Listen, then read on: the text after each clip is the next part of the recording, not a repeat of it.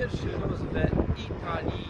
No jest to najmniej italskie miasto ze wszystkich italskich, dodają wciśnięte we Słowenii, jest ciekawą historią, było we Weneskiej Republice, potem przy Habsburgach po II światowej wojnie niezawisłe państwo, niezawisłe, wolne miasto, wolne terytorium, plac jest, krótko, pora lot, to se poczytajcie.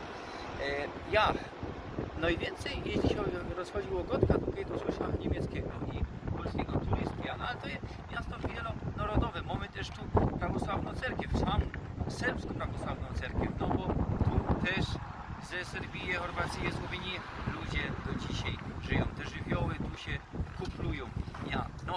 Ale co mnie oburzyło tutaj w Italii? W restauracji rachują se, wiadomo co? Taki drogi rachunek.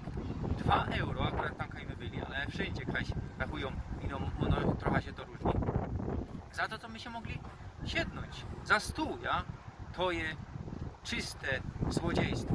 Bo jedliśmy już w tylu państwach, w rozmaitych restauracjach i nikaj tak nie ma, szajbnicie, kaj jeszcze jedna, tam kajmy byli, nikaj tak nie ma. Złodziejstwo, za to, że możesz sobie siednąć, to ci rachują 2 euro za 3 persony do nas, choć do Bruna my nic nie zamówili, od nas 6 euro to wylazło. Złodziejstwo. Ponoć w kawiarniach tak nie ma, nie wiem, do restauracji na zicher nie pójdziemy już tu, bo nie będziemy się ukradać, nie? Dobre, to jadymy dalej w Italii.